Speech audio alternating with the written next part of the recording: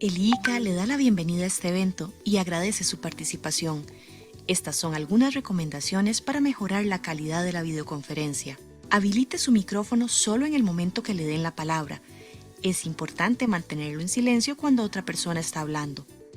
Por favor, tener encendida la cámara en todo momento para que otras personas lo puedan ver.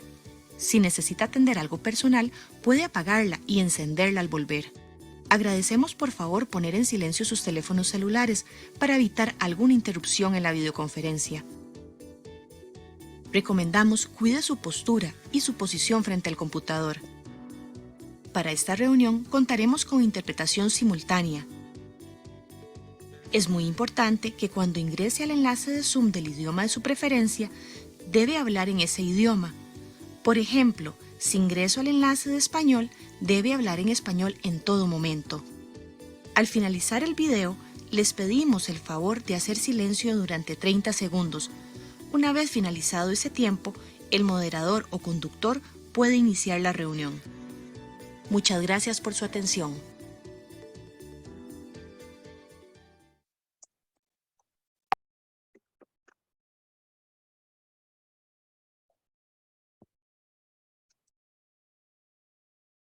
Welcome, everybody, to this new session webinar of ICA in partnership with CFIA. This is becoming a habit now, a regular feature of this office, and it's a tremendous pleasure for us to partner once again with CFIA, strong Canadian partner, the leaders here for food safety issues in this country, and strong technical cooperation, great experience over decades. This theme is one of many we've been overseeing in terms of themes. The last one was last month on food recalls, this time risk assessments. And it's really important in a cycle of risks. You can also do risk management and risk communication. But the first part, the really important part at the beginning is risk assessment. And CFIA is a great agency that has tremendous experience. And I'm hoping that you'll take away a lot of lessons learned and best practices and information, knowledge from this webinar today. My name is Jean-Charles Lavallée. I'm the country representative for ICA based in Ottawa here. And I want to thank CFIA for their time, for your energy and investments in putting this together. An excellent webinar, really. I'm looking forward to the content over the next 90 minutes with some discussion at the end. But the CFIA will be managing it. They'll be leading it. We're happy to host, follow, and manage the discussions at the end, Q&A. But I guess I'll just pass it over to Marie-Pierre Mignot, our lead partner at CFIA. Marie-Pierre, over to you.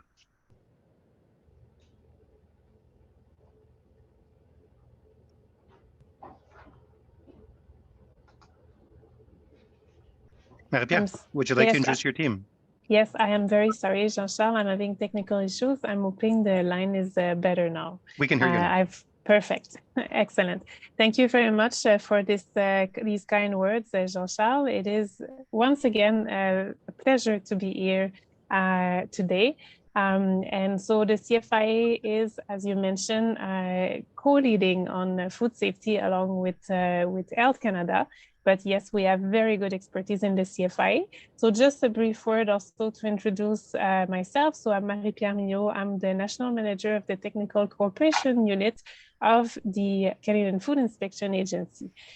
We love the collaboration we have with IICA because it allows us to convey some information, do some information exchange also with all the member countries of IICA. So it's always a pleasure to be here. And I hope that we will have many more collaborations. So I'm not going to steal too much time here today because we have a very full program, very interesting presentation today by my colleagues Romina, Virginie, Anna, and also we have the pleasure to count on the presence of Dr. Sylvain Kessy today.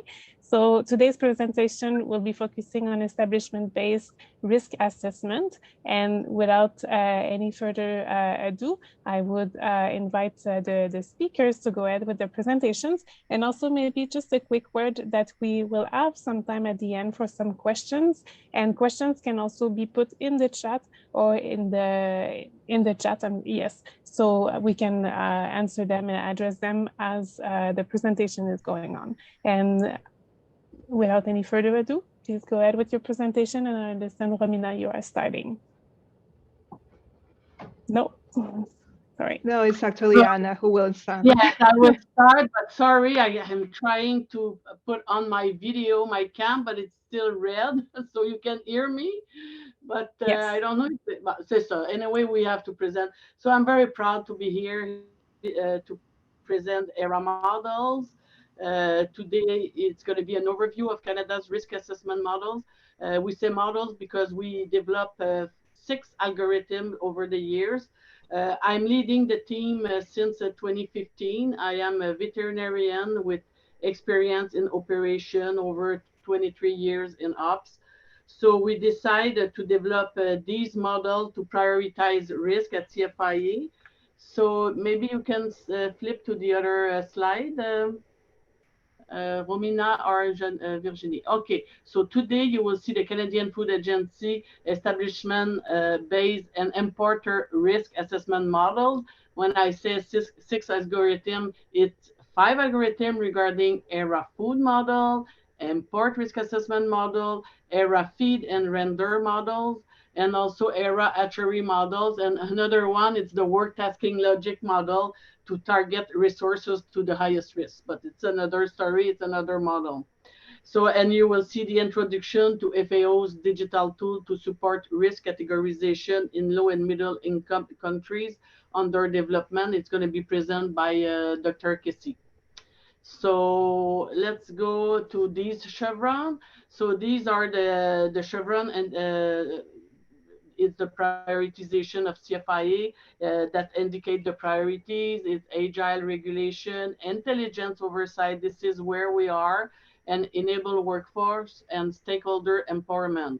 So on the intelligence oversight, it's the mission of CFIA. It's a science-based regulator dedicated to safeguarding food, animals, and plants with enhanced to health and well-being of Canada's people, environment, and economy.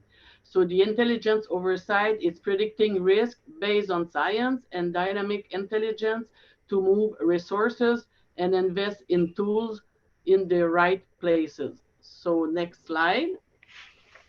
So during the past few years, CFIA has developed several risk assessment tools to better manage risk, to cover the entire food supply chain from rendering production through feed mills, pre and post harvest to guide intelligence oversight and provide a more efficient and responsive service. These these algorithms, they were developed and supported by a scientific advisory committee in the top right.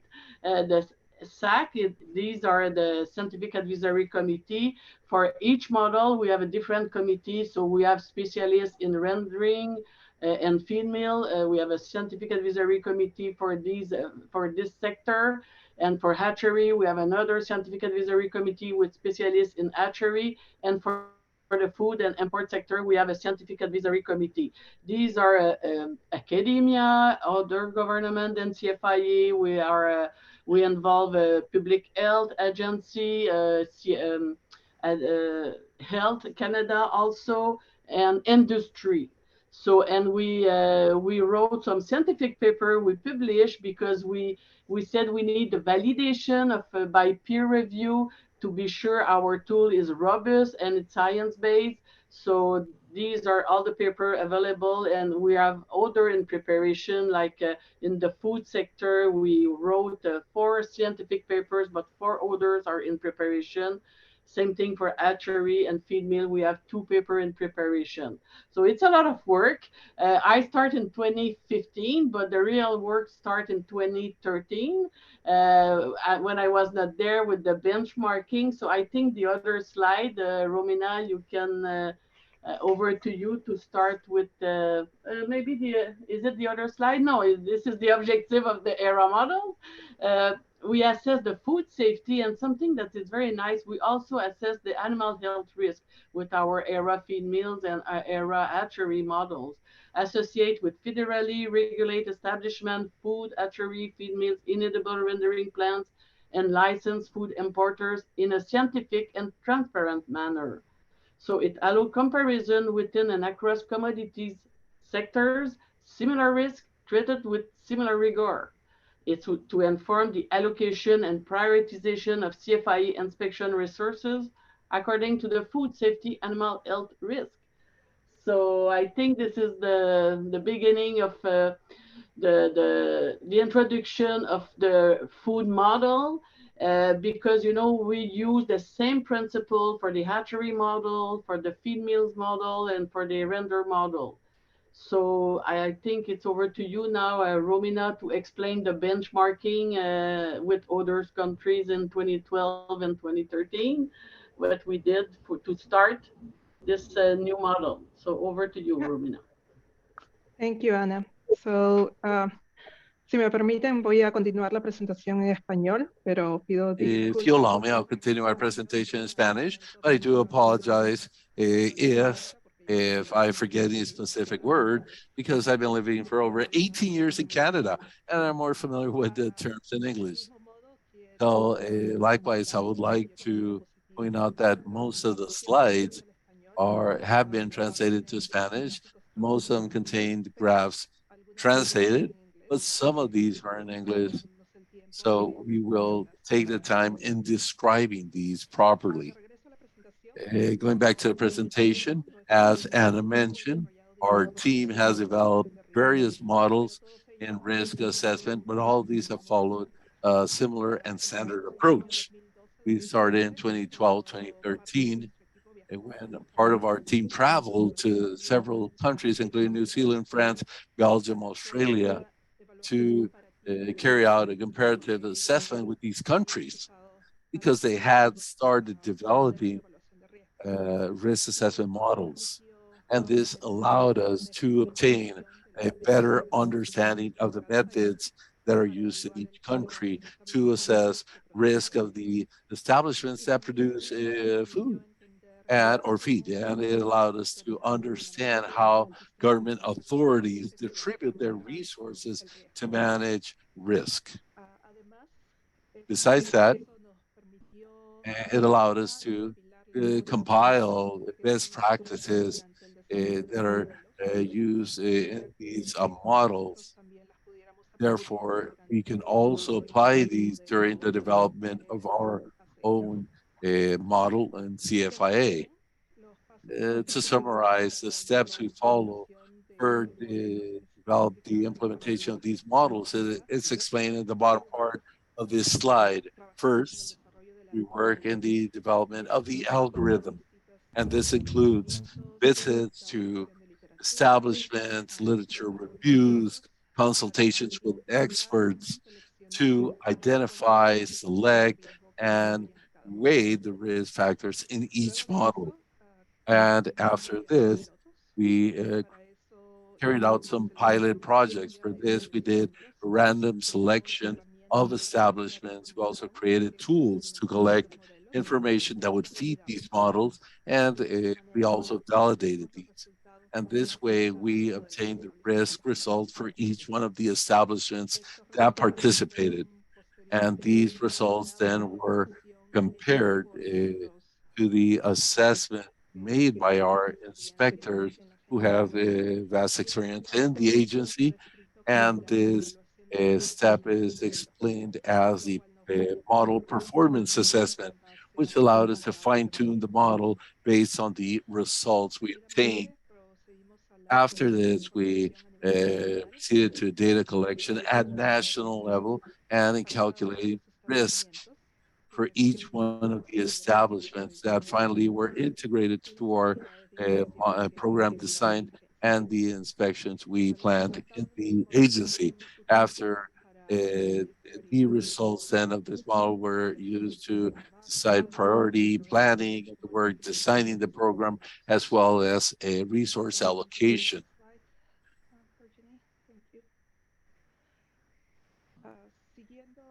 And continuing with the steps that were described in the previous slide, we then define the structure of our models.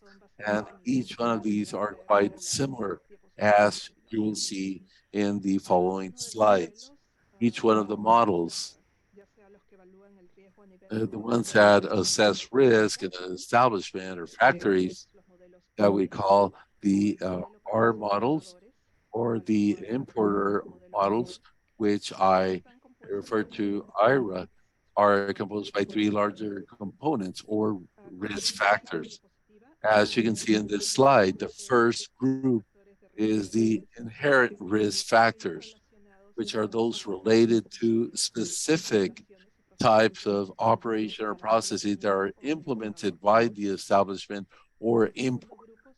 Second group are the mitigation factors, which refers to all the strategies used by the establishment or importer to reduce inherent risk. And finally, the compliance factors, which are related to how well an establishment or importer adheres to regulatory requirements. So once the three factors are combined, is where we are capable to produce risk results that we call risk assessment for an establishment or importer. For the following slides, I'll focus on the risk assessment model for national feed mills. And this is the first model that was designed and worked as a model to create the following models. So for this reason, this model is much more advanced in integration as far as the agency's activities. And then my colleagues will be presenting the rest of the models.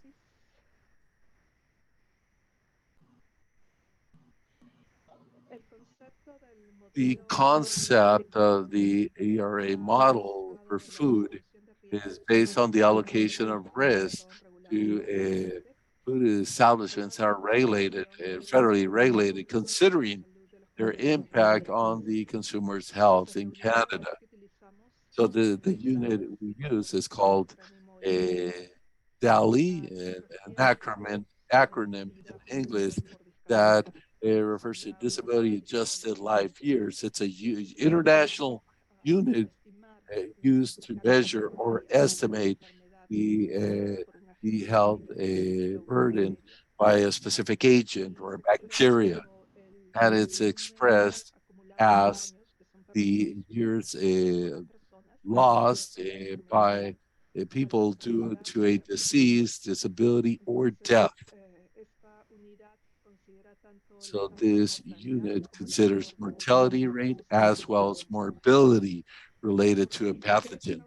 And why did we choose this unit? Well, basically, because DALIs allows us to have make comparisons on that burden related to a specific pathogen and compared to a different pathogen. So this allows us to compare risk linked to the establishments that produce different foods. For instance, if we have an establishment that produces meat or meat products, these could have higher risk to Listeria or E. coli, and we have a different establishment that produces fresh eggs.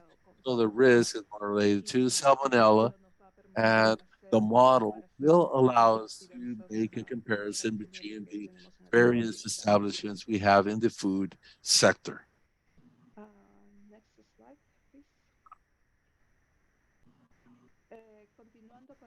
And continuing with the presentation of the ERA food model, as you can see in this slide, when you speak about the risk model, there are two types, some that are top down and some follow the bottom up process. In our case, it's a bottom up model,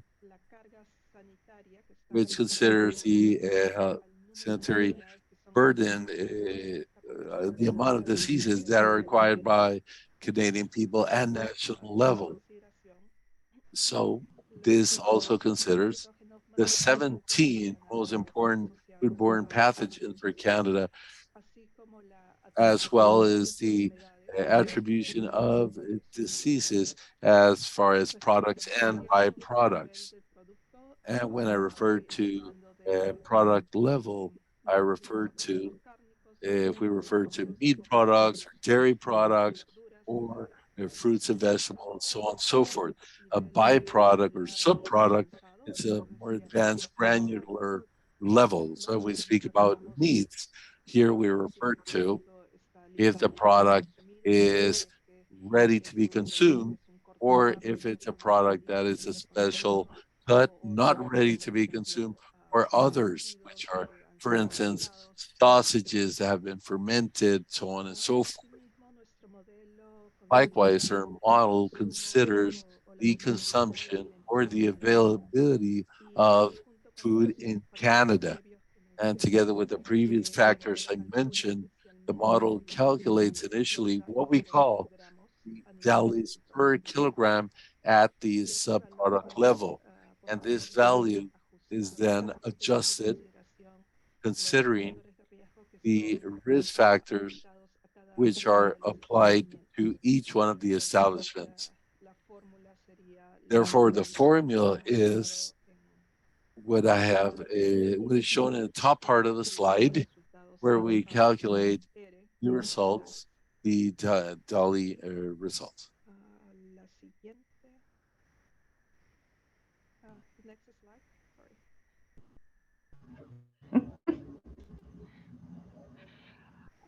El modelo, the ERA model. This slide shows the structure of our model for food. And it shows in detail the various risk factors that are considered in the establishment risk assessment. Previously, the first group is inherent risk factors, which refers to, for instance, the type of operation or operations that are applied in the establishment. For instance, if they're doing only storage of products or if they're processing products, the type of product, type of subproduct that I defined previously, the volume is also very important because this is an indirect measure of the exposure level to Canadian people of these products.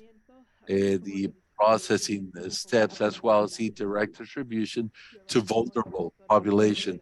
Then we have the mitigation factors, which in this case we include if the establishment is applying any additional process that helps them reduce even more the risk of a microbe contamination, as well as third-party audits. If the establishment has a quality assurance staff or quality sampling plan. And the third group is the compliance factors. And here we consider all the inspection results as well as the regulations, withdrawal from recalls and food safety confirmed complaints. So our model was developed to be applied in all sectors of all food sectors, and the implementation was carried out by each sector individually. Currently, the model has been applied in 7 sectors, includes dairy, honey, eggs, maple syrup, fish, fruit, and vegetables processed, and meats. There's only 2 sectors missing that will be included in April this year. An additional point I would like to add is where the information comes from, the information that is used to feed this model. Well, the information comes mainly from 2 sources. The first one is a questionnaire that we call Additional Establishment Information Questionnaire. It's a questionnaire that is used or completed by the industry where they provide the information related to the inherent risk factors and the mitigation factors. And the second source of information are the databases of our agency that contains all the information related to the inspections, to complaints for products, so on and so forth.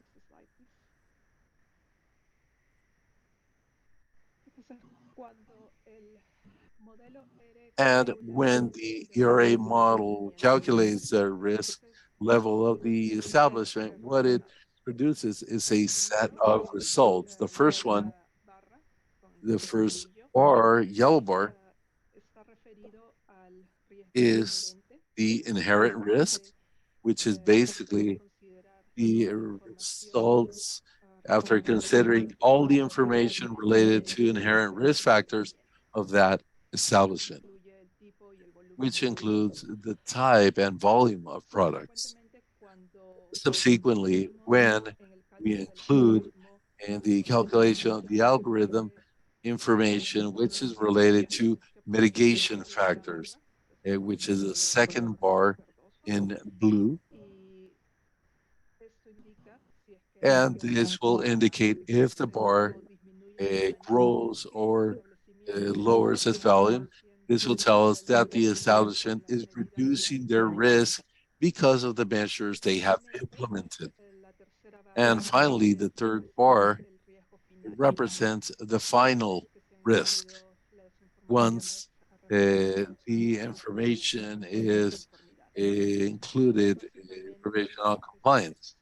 So basically, these three results show the accumulated results once the inherent risks, mitigated risks, or compliance risks are included in the general or overall calculation.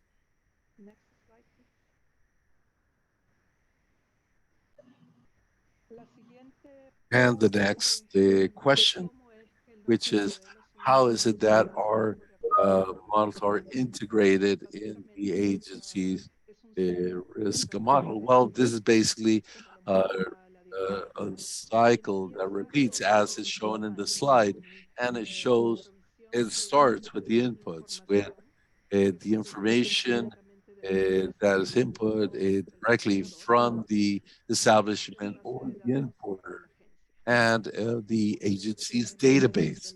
Once we have those elements or those inputs, we then execute the algorithm, and this generates the risk level in a number as well as the risk category and the health control for each establishment. In other words, it generates the results. The third stage is the integration of these results in our annual program direction, which allows to define the inspection parameters for each risk category and food safety control. In other words, it's the inspection frequency. And this information is then provided directly to the inspectors, and then they apply finally or use the results of this model or these models to plan their inspections based on the program direction, and they carry out the inspections. When they conduct these inspections, they assess the establishments, they collect more information regarding the establishment, and they then proceed to introduce the information in our database system, which updates the information, which is specific for an establishment, and it once again starts this cycle, which is then repeated continuously to update the data. It's also important to mention that those establishments and providers that don't provide information on risk factors will not be assessed by our models. It cannot be assessed. Therefore, their risk category does not reflect the current risk, and in consequence, they can receive a higher frequency of inspection. And next slide.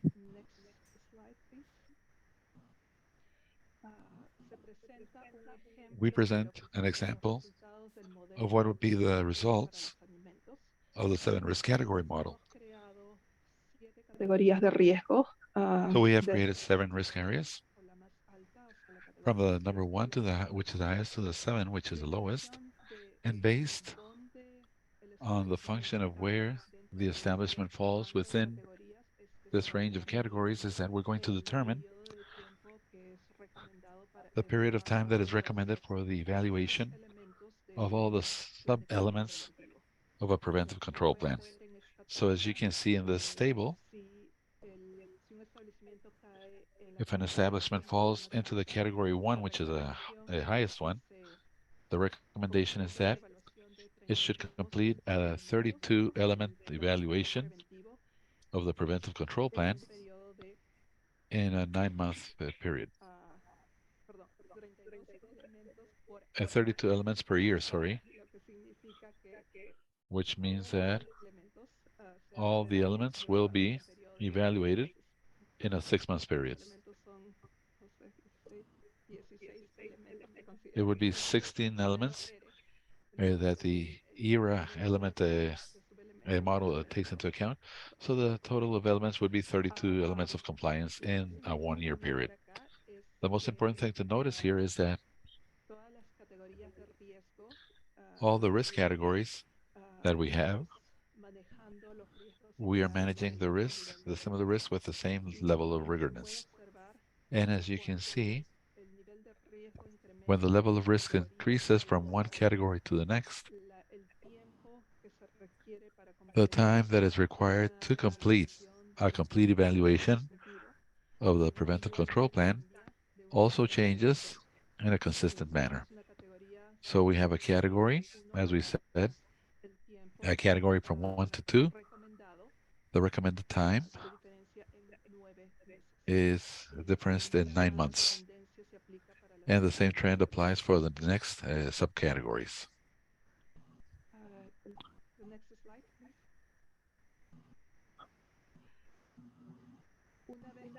please. Once we have applied the algorithm, this is an example of the distribution of the establishment by category of risk and by sector. As you can see, in the axis X, we have the risk categories from 1 to 7, and in the Y, we have the number of establishments. And the different colors represent the different sectors. So there are many establishments, like for example, those of meat products that have a very high inherent risk, and therefore they fall within the risk categories that are highest. But if we compare them to other sectors, like for example, the maple syrup or the honey, the establishments normally fall into the risk categories that are much lower, like the category C. Next slide.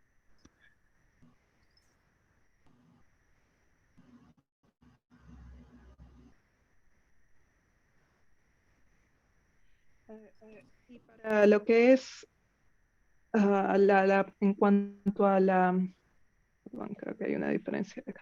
Okay. En lo que es Regarding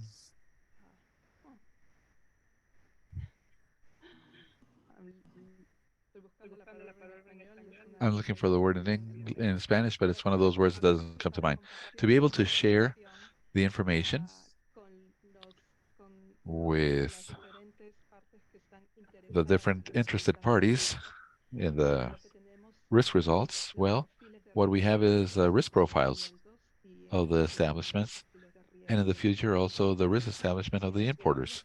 And the main objective is to maintain a transparent and clear communication with the industry. And how is that? Well, because these risk profiles summarize the information, the specific information that is contributing to the risk level of each one of the establishments. So It describes the risk factors that are specific to each one of them, and it demonstrates or shows them how they are contributing to the final risk result. So the industry can understand why their establishments fall within a certain category, a high risk or a low risk category.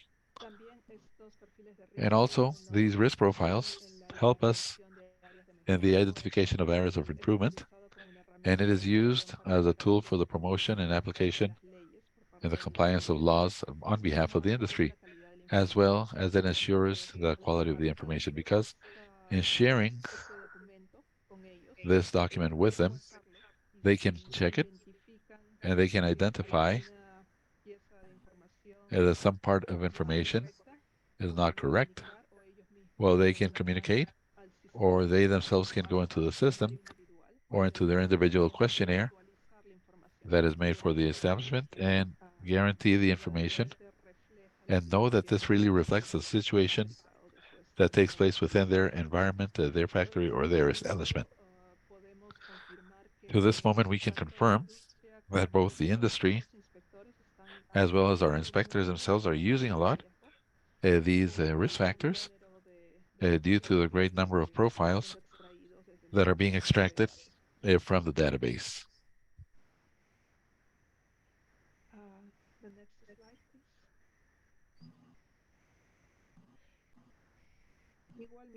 please. Likewise, as we have the individual risk profiles, our model has the capability of producing risk profiles that combine or that aggregate information for a specific sector or for a specific area. This is an example of a national risk profile for the dairy product. And basically, what it does is summarize the information for a specific sector. So here we can see that it presents the distribution of risk categories for the dairy sector, and also the information that is required or that refers to the inherent factors, for example, which are the volumes of distribution, total volumes of distribution for the dairy product according to their products, and what specific activities contribute to an inherent risk is applied at a national level within the sector.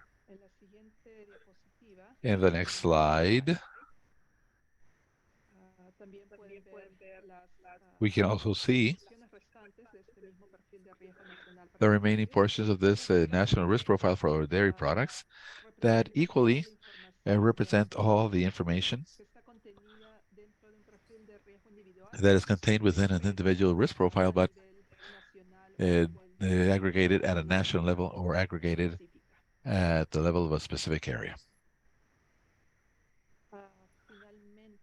Finally,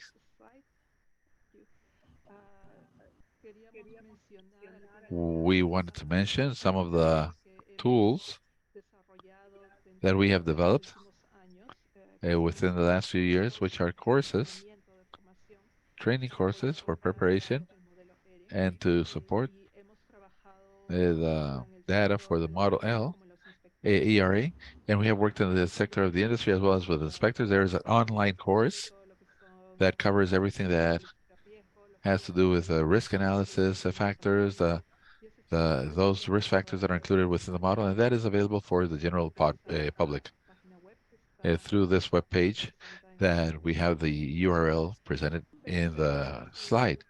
But also to be sure that there is a good understanding of how the model works, how is the risk calculation made, the relevance of the quality of the data that is introduced for the execution of the algorithm, and the importance of the understanding of the inspector in this, and the communication that is covered through three individual courses that we have developed for our inspectors, and that we recommend for them to complete this because for us, our inspectors are our first ambassadors. They are the first line of communication with the industry, with the producers, and they can directly respond to any of their questions. And should you have the opportunity of coming close to our group, and these are more with these more technical questions. And I think that with this, I covered the majority of what the food model has. Now I'm going to leave you with my my colleagues, and she is going to cover the model of the more developed sectors. Thank you, Romina. So I'll switch all of your heads back into English. I'm sorry for this, but yes, and as Romina has mentioned, so and as well as my colleague Anna, so we have obviously our food model that is the first model that has been developed, but because we know that food safety is a concern along the food supply continuum, and that CFIA as a regulatory body is involved in various sectors along that food continuum, there was an interest in developing other risk assessment models for other regulated sectors. So as such, we will be covering briefly each of these models, but as you can see here, so we do have our food model that covers the food processing steps as well as the livestock slaughter. But in 2016, we initiated the development of an ERA model in the hatchery sector as they produce poultry meat and table eggs that enter that food chain continuum. So as CFIA is regulating, actually currently requiring hatcheries for having a permit once they are operating over 1,000 egg capacity, then we have about 90 of these establishments that are currently covered by an ERA model. And even a bit before that, as part of the continuum, we have also included feed establishments, so the feed sector. So these establishments that are producing feed products that are being consumed by livestock. So the livestock species are defined under our feeds regulations, but include any type of farmed animals that produced food of animal origin for that are integrated in the food human food consumption chain. So for example, a feed for cattle, for fish, for swine, for poultry, etc. So we have various types of feed establishments that are currently under CFIA oversight, but two types of establishments have currently been covered by an ERA model, so the inedible rendering plants as well as feed mills. And finally, we also have back into the food sector, we have started development in 2017 of a food model that is specific for food importers. So this is these are the feed models, and import models are still under development, but the hatcheries has been implemented since 2019. So starting with the importer risk assessment model. So this is again a quantitative science-based risk assessment tool that estimates the food safety risk that is associated with licensed food importers. So it really follows the same principles as the ERA food model in terms of the algorithm to calculation behind this model. But so as Romina has presented, we have this initial DALY's calculation that is then modulated by the different inherent mitigation and compliance factors. But as you can imagine, obviously the types of risk factors, the types of products, operations that are considered by the model is very specific to the import sector. So for example, you'll see some differences in terms of the inherent risk factors where we include, well, specifically the volume of imported product, but also some considerations such as the intended use of those imported products, if they are for further processing or for the direct consumption. Under the mitigation factors, for example, we do consider some characteristics related to the country of origin of the imported food products, such as if that country of origin has a food safety control program recognition, an inspection system recognition, or is using suppliers with food safety certification schemes. And on the compliance portion, obviously, it is more specifically related to any results related to in the importation. So our import controls, any traceability and control and complaints in regards to our inspection results. And again, there are several enforcement actions that apply still to this sector: recalls, food safety recalls, and confirmed complaints. Then going into the hatchery model. So again, we are still in the food safety risk, but specifically this model focuses on the salmonella risk that is related to the food products that are derived from our Canadian hatcheries, such as poultry meat, eggs, and balut. So again, you will see that the principles follow the food model, in which we have initial DALI calculation related to the food safety burden associated with the sector, that considers the production chain, if we're talking about poultry meat or table egg, the type of birds, the layers or breeders, for example, and the volume. So that initial calculation is again modulated by the different risk factors that are specific to this sector. So for example, under the inherent, if you're mixing eggs from different supply flocks, or having a fixed incubator trolleys, it could increase the risk of an establishment. And under the mitigation factors, there are some crossover in terms of the type of mitigation factors as we have for the food model, such as the control of incoming supplies. But we have additional layers specific to this sector, such as egg sanitation practices, air sanitation, practices to reduce the egg breakage, etc. On the compliance portion, it is very similar. However, a particularity in this sector is that hatcheries are required to submit every 6 weeks fluff and balut samples for salmonella detection. So as this is something implemented throughout all hatcheries and in a very systematic way, the results from these sampling are considered under our compliance portion.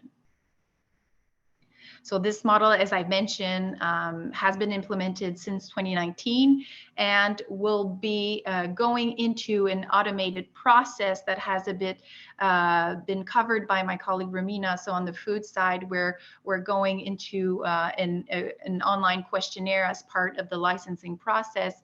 So this is us as well will be applied to this sector starting next November, once the new hatchery regulations is going to be enforced. Now getting into the feed sector, so a particularity of the ERA models in this sector is the different scope. So it's a fairly innovative scope in which we're not only assessing the food safety risks associated to the food products that derived from livestock that consume the feed, but also the animal health risks that are associated to livestock that are consuming the feed products. So animal health, so this sort of extends the number of hazards that are included in such a model, in which we would want to consider hazards that may cover both types of risks, such as salmonella. And even in this sector, we have some considerations in terms of the transmissible encephalopathy spongiform prions, but also some more specific to animal health issues that can cause episodic diseases, for example, such as porcine epidemic diarrhea virus or mycotoxins. And on the food safety side, obviously, we also have an addition of medication residues. So there's a very broad range in terms of hazards. And unfortunately, in terms of trying to have an international unit, such as we have with the other models with the DALIs, to really quantify the health burden associated with feed products and the feed sector in general, we are missing that unit in terms of assessing, quantifying the burden on the animal health perspective. So there are some current work being done on the global animal disease burden internationally to try to develop such a system to quantify the impact of animal health diseases, but it wasn't available, and it is currently still not when we started developing these models, at least in 2018. So the approach in terms of the calculation for these models is a bit different. So as you can see here, we do not have the portion related to the initial DALYs. However, we do consider the contribution of each facility to the total volume of feed distributed in Canada. So that's sort of a proportion of a volume to which each facility contributes to, which is somewhat correlated to the risk exposition associated with each feed facility. And once again, after calculating this proportion, this calculation is modulated according to the different risk factors that are included in each facility, as what we have with the other ERA models as well. So just to mention that when we're referring to animal health and food safety risks in this sector, we're usually referring to feed safety risks, which is a fairly new sector in terms of research and development. So the first model that I'm presenting here is the ERA feed mill model. So this model is intended to assess the feed safety risks associated with, we have two types of feed mills here in Canada. So we have some commercial type feed mills as well as some on-farm type feed mills. So on-farm type that would have animal housing facilities in the surrounding of the feed mill production. So as you can see here, so we do consider under the inherent risk factors the annual distribution volume, but also several factors that are more specific to this sector, such as manufacturing feed for multiple species or manufacturing specific types of feed, such as premix feed, or using prohibited material, which are derived from ruminants, while you're also manufacturing ruminant feed, which can make you at risk, for example, for example, the prions for ruminants. And then under the mitigation factors, we have some that cross over from the other ERA models, going from the control of incoming supplies, cross-contamination within the procedures, transportation controls, having a sampling plan, feed safety assurance personnel, or third-party audits are some of these examples. And as for all of the ERA models, those first two components are collected through a questionnaire that is shared with industry for them to fill out and provide this information. And finally, we have the compliance factors, which are very much, again, related to what we have in the other sectors, including the inspection results, enforcement actions, any confirmed complaints related to animal and human health, as well as feed safety recalls. So this sector actually is going through a whole modernization in terms of the regulatory package. So our feeds regulations is expected to, our new feeds regulations is expected to be published up to until the end of this year. So this will bring in new requirements in terms of licensing, in terms of preventive control plans. So this is, our model will be very much integrated into that modernized regulatory perspective moving forward.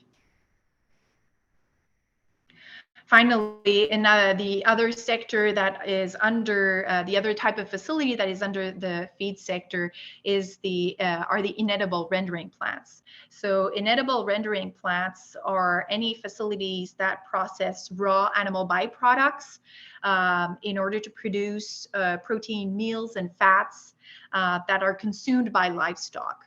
So we're talking about meat and bone meals, any oils or fats that are consumed for the production of feed, basically. So these inedible rendering plants are required to submit an annual permit in order to operate. So this, so we currently are the authorized agency to emit those permits. So these facilities are well known by the CFIA and have very particular types of practices and products which very clearly at the beginning of the project related to the food sector, it became very clear that we could not do a single model covering both feed mills and inedible rendering plants. So we quickly separated both types of facilities into two different models. And as you can see, we do have different differences, and especially under the inherent risk factors, as they have very different processes and products, as they're handling some very specified risk materials that are those materials derived from ruminants that cannot go into the human food chain. Also blood and plasma products. They're handling animal fats and oils of restaurant origin. So they have very different sources of incoming products that put them at a different risk. So in order to compare our inedible rendering plants, we did this specific model that, if we look into the mitigation factors, is very, very similar to what we have for the feed mill, however, as for the compliance factors. So as for what we have for the feed mill, there's really a lot of commonalities, as they are both falling under the feeds regulations. However, because there are particularities in this sector, we have decided to separate them. So this model is still under development, whereas the feed mill model will be soon implemented in our commercial feed mills. Now, finally, how do we integrate all of this data in a most efficient way?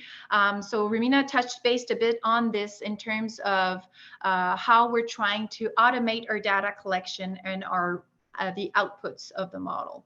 So here we're presenting sort of a business solution or an IT solution that enables us to automate for the ERA food model, automate that whole process. So as you can see here, our regulated parties in the food sector are required upon the new regulations to submit for a license request according to the specific activities that they're conducting. So once they go online to submit for a license application, according to the type of activities that they are reporting, that can trigger our questionnaire, which was referred to the additional establishment information in the food sector. So that collects both the inherent and mitigation information of each facility. And we can also, by integrating our internal data regarding compliance, that enables the algorithm to calculate and provide those risk results and risk profiles to each establishment. So these risk profiles are then shared back with industry, which helps also with the help of inspectors, as Romina has mentioned, to review that information on a continuous level to make sure that it really reflects what they're actually doing. And on the CFIA side of things, these risk profiles help us plan our inspection resources according to the level of risk of each facility. So this is actually an automated online process that has been implemented in April 2021, which provides risk results on a daily basis. So once regulated parties want to apply changes to their additional establishment information, then they can go online, apply corrections as needed, resubmit, and the new calculation will be available the following day. So that is a very, very timely type of result delivery, whereas before this automation process, we were updating our results on an annual basis. So all of our other models, which are not yet in this automation process, are providing annual results to our colleagues on the program side. So this is the future, actually, of all of our ERA models that should go into that automation process. Now, obviously, when we're integrating risk information as part of our oversight activities, there are several considerations that our colleagues at the program design need to consider not only, so because of our IRA models consider specifically the health risks, there are other considerations that need to be taken into account when designing our programs and informing our field operations, such as, for example, any trade requirements. Trade requirements, for example, in the meat sector, any facility that wants to export meat to the United States need a daily oversight so that we can't change some of these requirements in the field. It also obviously depends on any available resources or environmental factors. For example, in the last months, we have been dealing with an ongoing avian influenza crisis. So that obviously has as well an impact on how we'll manage our programs and operations. So this is just a sort of a consideration that IRA is one of the elements that is taking into account when we do our risk-informed oversight. So finally, some general benefits of these IRA models. So I hope that you understood that these models are evidence-based, they're standardized. We're trying to be transparent in our approach with the publication of our scientific articles, so that we're trying to develop this approach that really supports our risk-informed decision-making. And as we mentioned earlier, we're trying to push forward a uniform inspection approach that enables similar risks to be treated with similar rigor. Through our different considerations in the models, we recognize the efforts that are made by industry to mitigate their risk, as well as their compliance in regards to their regulatory requirements that is considered in time. These models are intended to be flexible, to adapt. Obviously, risk factors and risks in general are not stable. They're very dynamic. So there might be some emerging hazards, emerging practices in the industry that may increase or decrease the risks. So we need to be flexible to adapt to these changes in time. And the models will offer that, as we'll be updating them on a regular basis. And through the information, the different risk profiles that we're sharing with our colleagues, that we're sharing with industry as well, it helps the industry on a collective or an individual perspective identify areas that they can improve in terms of compliance or even mitigation. And that really is in alignment overall with what is recommended on the international level in regards to food and feed safety risk management. So obviously, there is a lot of value that is related to the direct intent of the ERA models to inform our inspection parameters, but there are different occasions in which the ERA data has been proven to be valuable to other sectors within the CFI, but also to other collaborators outside of the agency. For example, we have provided some subject matter experts to provide data to Health Canada in regards to consultations on the listeria policy, for example, or to the Agriculture and Agri-Food Canada as well, to provide some information in terms of some programs that are available in terms of market information, for example, that because we're collecting information directly from industry. We're also obviously sharing that information with the scientific community through our different publications, industry. We've done several presentations to national and international partners to share the information that we've been able to collect. And also internally, it helped inform, for example, where do we do samplings based on risk? And also, how can we provide data to some of our foreign audits?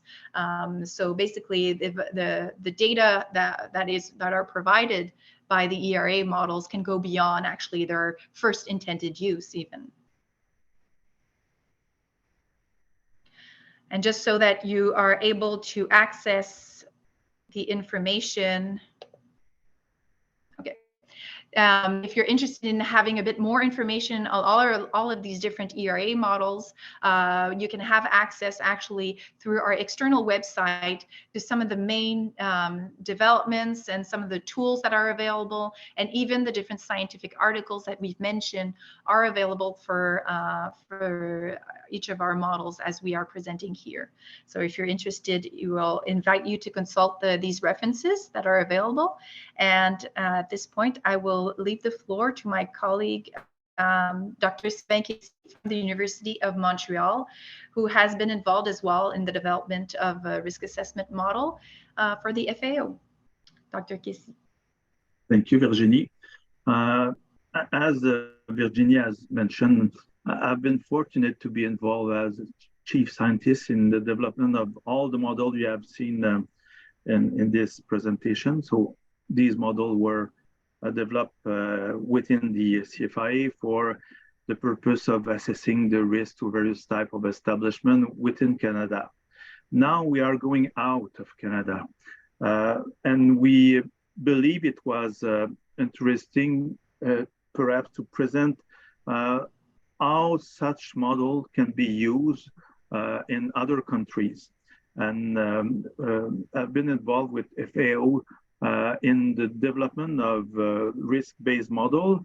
So I was contacted by FAO, and the past few years I've worked as well with this organization, and particularly with the senior author you can see, Catherine Bessy.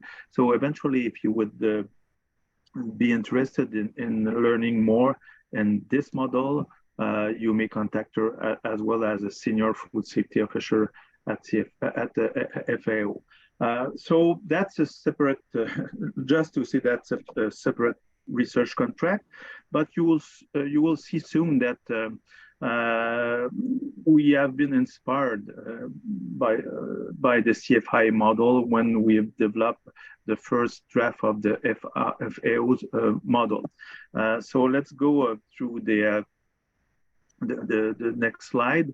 So the aim was to develop a risk categorization model that might be of use to help national authorities or local authorities to evaluate the food safety risk associated with food business operator. You may have noted, and it is important to underline it, that the purpose of this model is to try to distribute among the establishment the burden on health they are linked to. So the aim of this model is try to differentiate between all business operators, those that should be under higher scrutiny in terms of inspection. So the aim was more or less the same for this model. The main difference is that it's meant to be applicable in emerging country or what we may call low and middle income countries.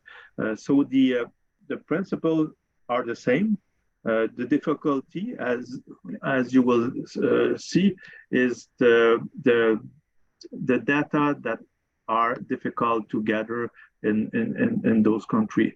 But nevertheless, I think we have been able to demonstrate or to draft a first model that has the same feature and the same possibilities that the Canadian one you have just been informed. You will see as well, I will demonstrate that there's a possibility to use it from inspection point of view, trying to target the most at-risk establishment, but there's as well a possibility for a national authority to use it as an overview of what should be the most important, not only we call it facilities, dairy, cattle, meat, and produce, and so on, and what should be the more important production targeted by the inspection activities, so that the model is developed a way it can be used either at the local level or at the national level. Next one, please. You won't be surprised to see, and I won't come back in detail in the concept, but the same unit is used in the model because DALYs, which stand for Disability Adjust Life Year, that Femina already presented, is nowadays the best way of assessing the burden of on health of the various hazards to human. So we have kept the same unit and try to distribute the burden on the various establishment, as I've just mentioned. Next slide. Again, you can observe similarities between this slide and the one that was previously presented, with some important distinction. In Canada, when we have distributed or assessed first the burden on health, we relied on several studies, and we were able to have a quite good appreciation of what was the impact of every pathogen on the human health. Here we faced some challenges, but fortunately, the World Health Organization, which stands for WHO, has published a few years ago and a few studies that were attributing to some specific area of the world the DALYs, the impact on health of the various pathogens, depending the region of the world where people are living.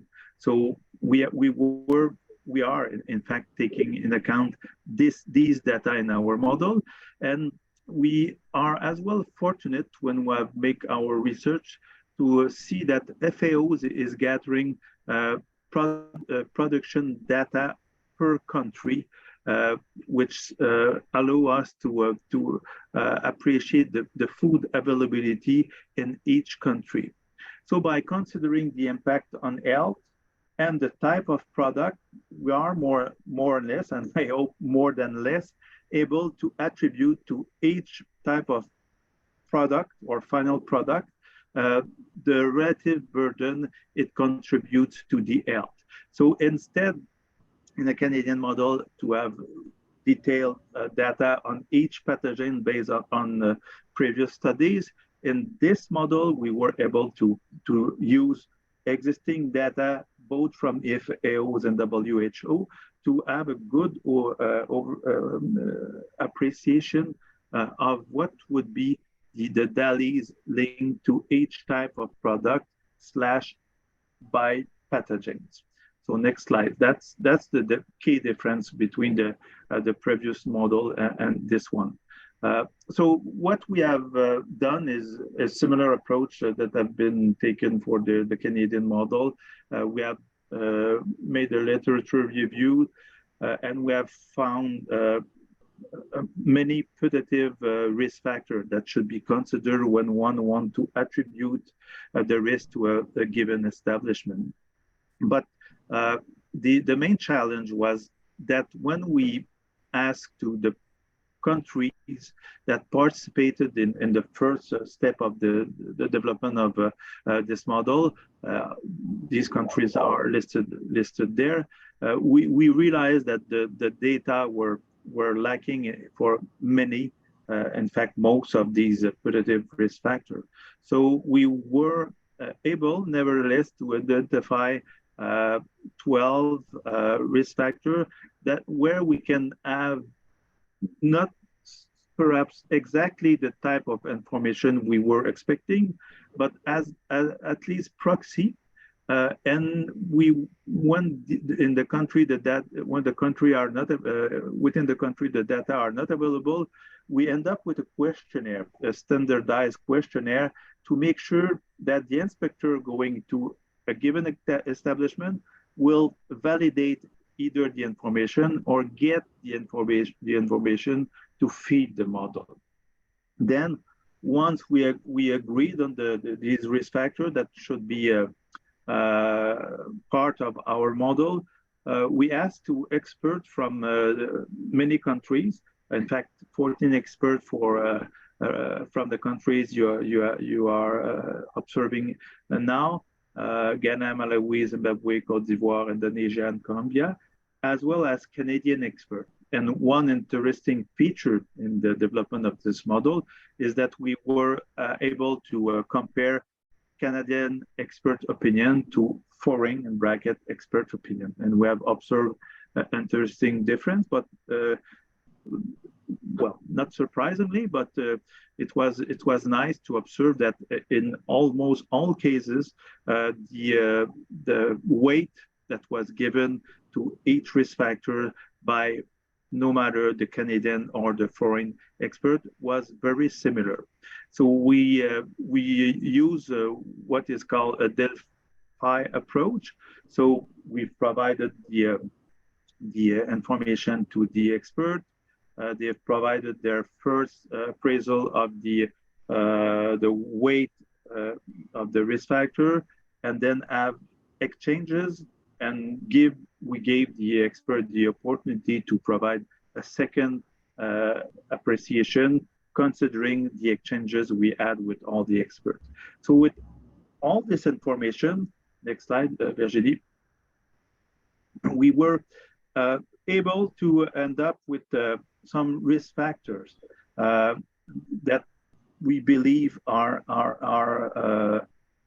important to include in this model. But before going into the list of these risk factors, I just wanted to come back to what I discussed previously, because that's not perhaps very intuitive to understand what we have taken as an approach. So you recall that we try to distribute to a given establishment its relative weight on the impact on the human health within the country, which is a very ambitious expectation, but we believe we are getting close to that. So what we have done first is we have taken the WHO study on the burden on each area of the world of every pathogens. We had, where in the top of the figure, we had to subtract, to remove the proportion of this that is not linked to food product. So that's why we are mentioning that we are taking care of the fraction of transmitted foodborne pathogens by the commodity, so by the food product itself, and by using at the very right side, by using the FAO's production volume by commodity, we are able to end up with a final at this step calculation of the number of daily by kilo of each commodity. And again, by commodity, I mean dairy product, produce, meat product, and so on. So the commodity should link to a type of food. And at this point, what we have to do is to distribute, if one establishment is distributing or is selling dairy product, then this establishment will be awarded some DALIs that are linked to Shiga toxin E. coli because cattle and product and beef product are linked to E. coli 157 and others STEC burden, while poultry on the left side is not linked at all with the STEC. Poultry should be associated with the Campylobacter DALI, the burden on health caused by Campylobacter. So then we distribute on each type of product, poultry, dairy, produce, etc., the proportion of the DALI for each pathogens. And then if an establishment is selling different commodity, they will be distributed or awarded the DALIs linked to these commodities. If they are selling only poultry product, well, only poultry product will be linked to the establishment. And the final step and the originality of this model is that we are not very much considering the process that are being done within an establishment. We are, because we have a few information, in fact, we are only in bracket considering the type of final product. So if an establishment is selling a final product, a fresh meat product, or a raw milk cheese, or a type of product when pathogenic microorganism can grow, this establishment will be awarded or will be will give to this establishment much more of the burden that an establishment that sell a product where a killing step have been used before selling the product.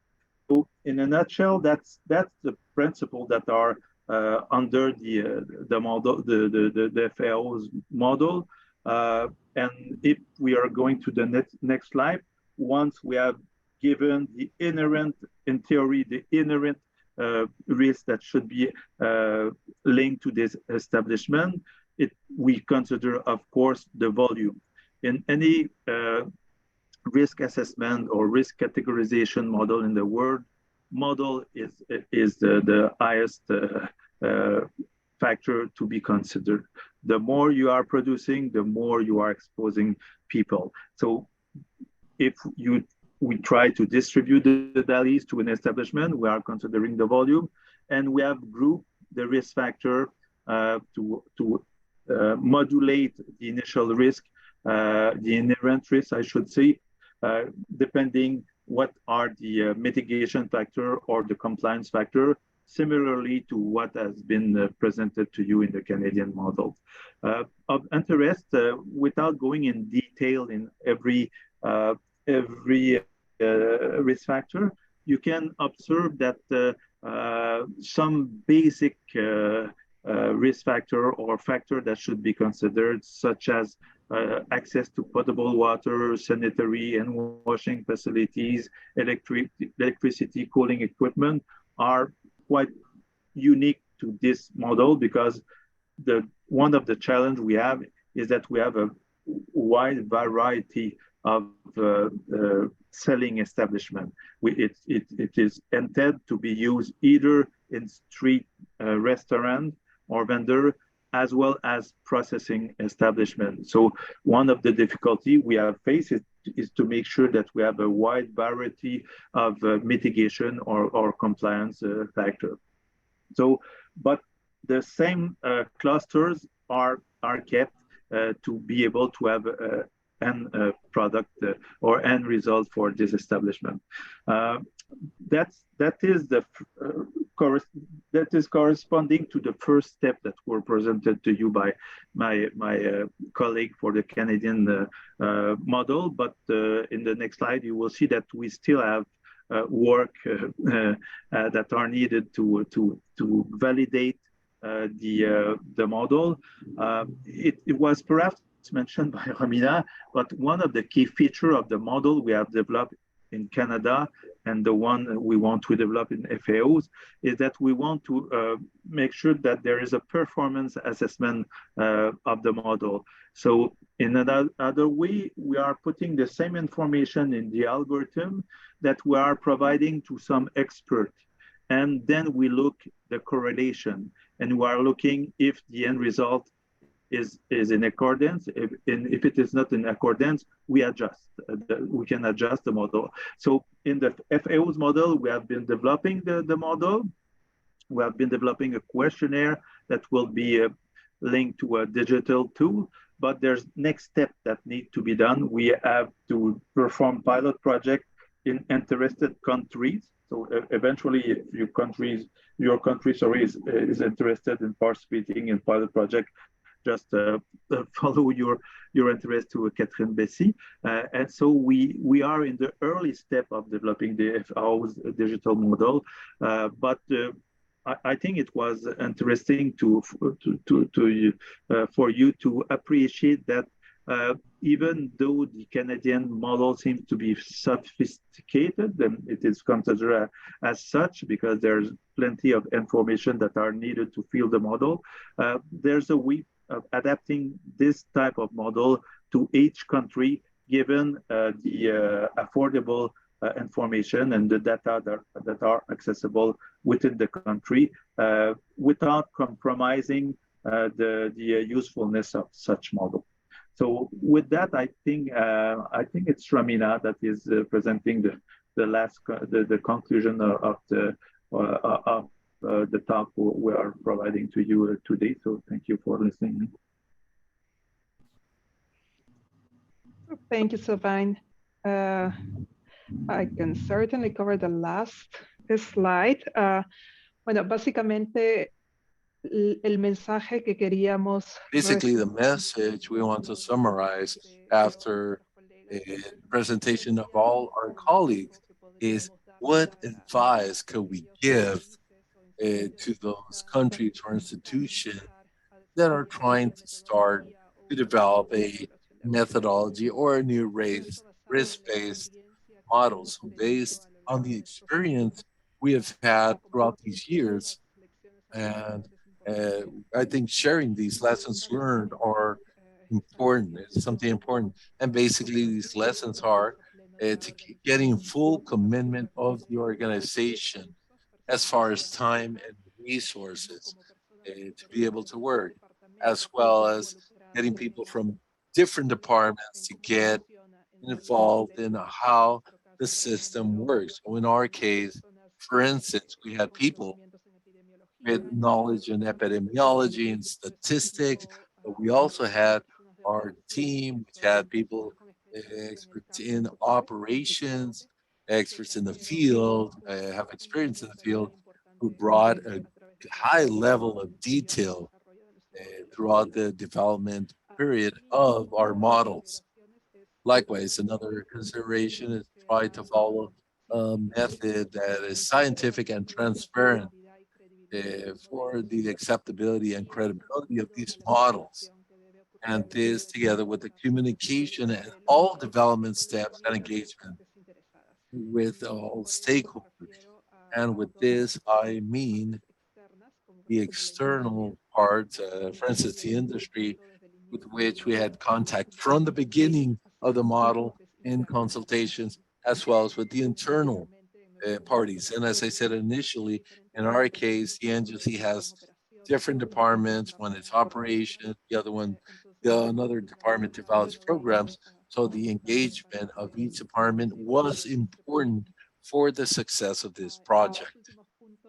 And the last two points we want to mention is to have the IT support, especially if you're thinking of having a customized solution of the system as we had. So it's a work in a change of strategy, change of management, because sometimes applying a model or changing ways of doing things implies a change of culture. And sometimes this is hard to achieve when people are used to doing things certain way. It's also important to consider this item. And that was the last slide we want to show you. That's the information we want to share with you. So if there are any questions at this moment, we'll be happy to entertain. Thank you.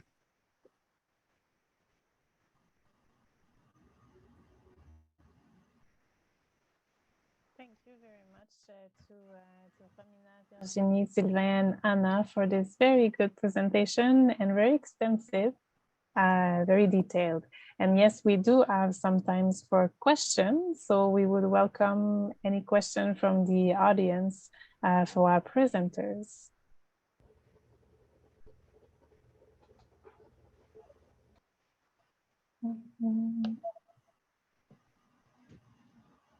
And so just as a reminder, sorry, Marie-Pierre, I was going to say that for people participating, feel free to add your questions, English or Spanish, in the chat. You can also raise your hand.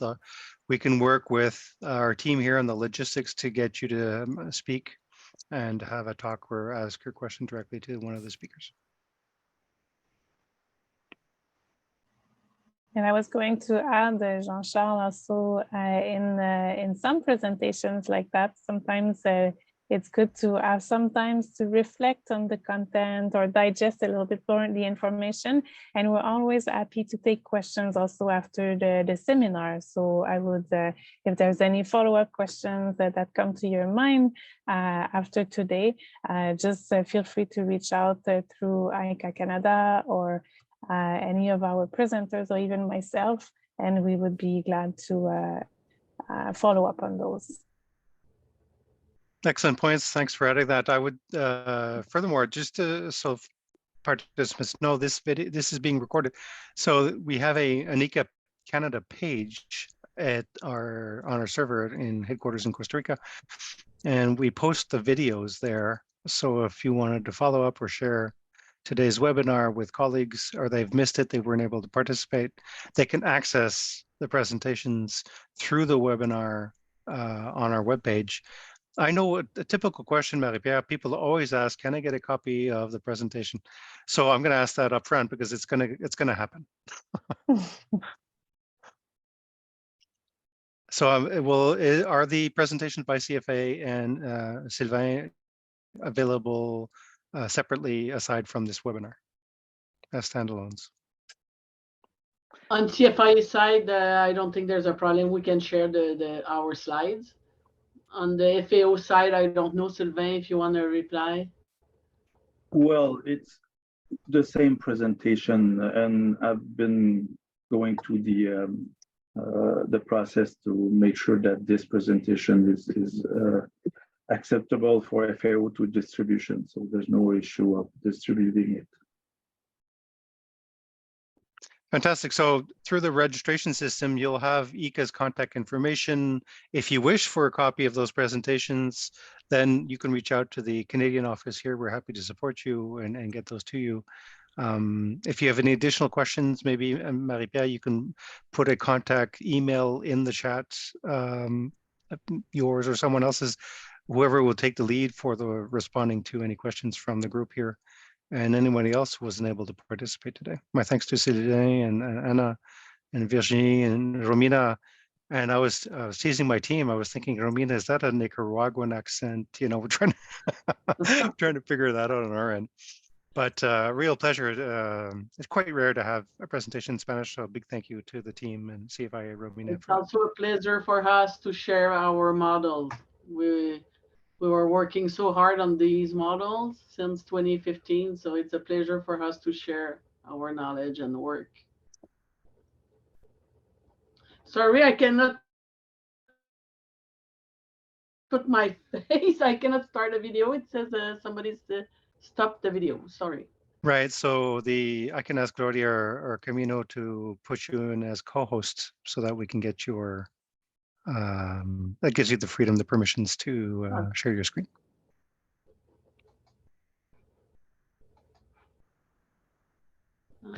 And just to break the question that you were discussing there, you see, it's Peruvian accent. Ah. Thank you. Thank you so much for this We'll have to go for a pisco sour after this. That's true. I don't see any questions, Marie-Pierre, in the chat. No, and I think, well, I think there was a lot of details shared. Like it's the presenters always do an excellent job, I have to say. It's a pleasure to work with Virginie, Romina, Sylvain, and Anna. So I have put my email address in the chat, and I will be happy to convey any question to our presenters if there's anything after. And yes, somebody is asking about the presentation. Jean-Charles, you were right. So we'll share them with you after today's webinar so that they can be distributed.